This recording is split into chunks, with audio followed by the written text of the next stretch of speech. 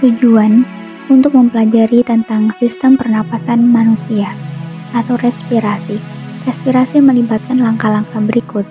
Yang pertama, pernapasan atau ventilasi, di mana udara atmosfer ditarik masuk dan udara alveolus yang kaya CO2 dilepaskan. Yang kedua, difusi gas. O2 dan CO2 melintasi membran alveolus. Kemudian yang ketiga, pengangkutan gas oleh darah antara paru-paru dan jaringan. Yang keempat, difusi gas O2 dan CO2 antara darah dan jaringan.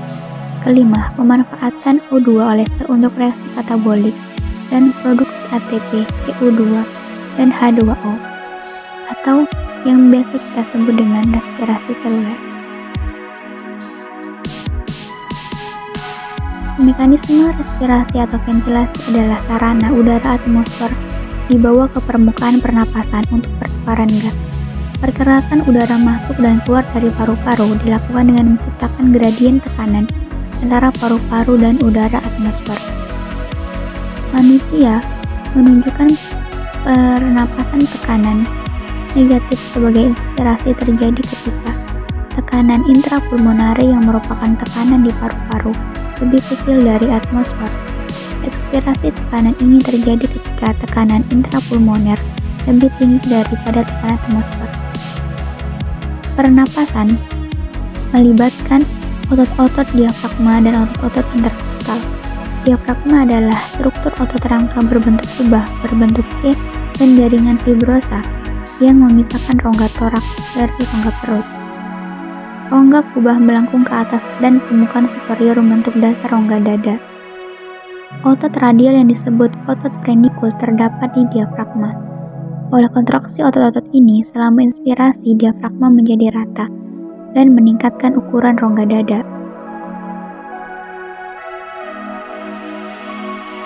Otot interkostal adalah otot yang ada di antara tulang rusuk yang berurutan. Ini adalah dua jenis otot, yaitu otot interkostal eksternal atau IICM dan otot interkostal eksternal atau IICM. Oleh kontraksi IICM, sternum dan tulang rusuk diangkat ke atas dan juga ke depan sehingga meningkatkan ukuran rongga dada. Dengan relaksasi dari IICM, sternum dan tulang rusuk digerakkan ke bawah dan ke belakang sehingga mengurangi ukuran rongga dada.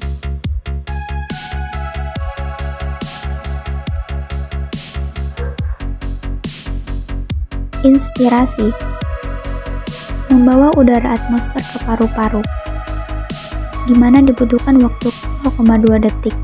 Ini adalah proses aktif karena terjadi oleh kontraksi otot-otot diafragma dan kontraksi otot interkostal eksternal. Kontraksi otot phrenikus diafragma membuat diafragma menjadi datar, dan hal ini meningkatkan volume ruang dada di sumbu anterior posterior. Sedangkan kontraksi otot interkostal eksternal meningkatkannya di sumbu dorsoventral. Peningkatan keseluruhan volume dada menyebabkan peningkatan volume paru yang serupa dan menurunkan tekanan intrapulmoner. Karena tekanan intrapulmonal menjadi lebih rendah dari tekanan atmosfer, udara dari luar bergegas ke paru-paru.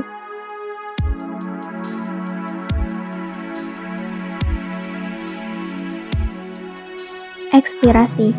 Pelepasan udara alveolus keluar dikenal sebagai ekspirasi, di mana dibutuhkan 0,3 detik. Ini adalah proses pasif karena terjadi oleh relaksasi otot-otot diafragma dan otot-otot interkostal eksternal. Relaksasi otot-otot diafragma menyebabkan kembali ke bentuk dan posisi normal, dan ini mengurangi rongga dada pada sumbu anterior posterior. Sedangkan relaksasi otot-otot interkostal eksternal berkurang. Di dorsoventral axis, penurunan keseluruhan volume toraks menyebabkan penurunan serupa dalam volume paru dan peningkatan tekanan intrapulmonal, sebagai tekanan intrapulmonal menjadi lebih dari tekanan atmosfer udara dilepaskan dari paru-paru orang dewasa yang sehat normal bernapas 12-16 kali per menit.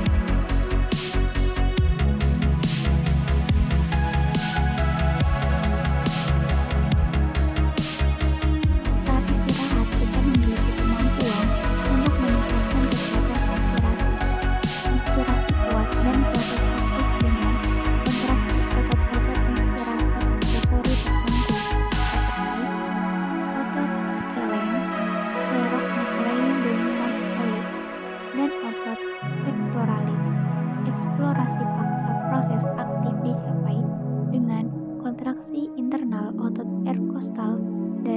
otot dinding perut seperti rectus abdominis, transversal abdominis, dan otot oblik.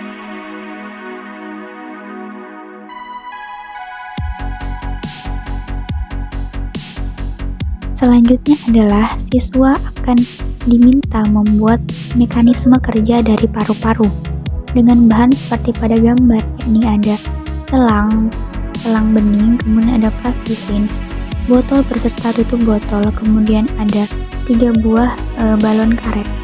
Kemudian selang dibentuk sedemikian rupa dengan menggunakan perekat yaitu lem lilin, kemudian menggabungkannya dengan 2 buah balon dan direkatkan di 2 ujungnya sebagai organ paru-paru, kemudian dimasukkan ke dalam botol dan ditutup rapat dengan plastisin.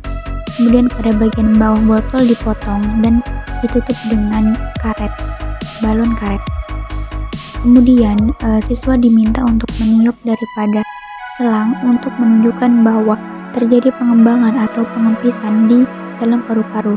Begitu juga dengan diafragma atau balon karet pada bagian bawah, perlu diamati apakah terjadi pengempisan atau relaksasi ataukah terjadi penggembungan atau kontraksi. Sekian daripada pemaparan video kali ini. Mohon maaf apabila banyak kesalahan. Saya akhiri. Wassalamualaikum warahmatullahi wabarakatuh.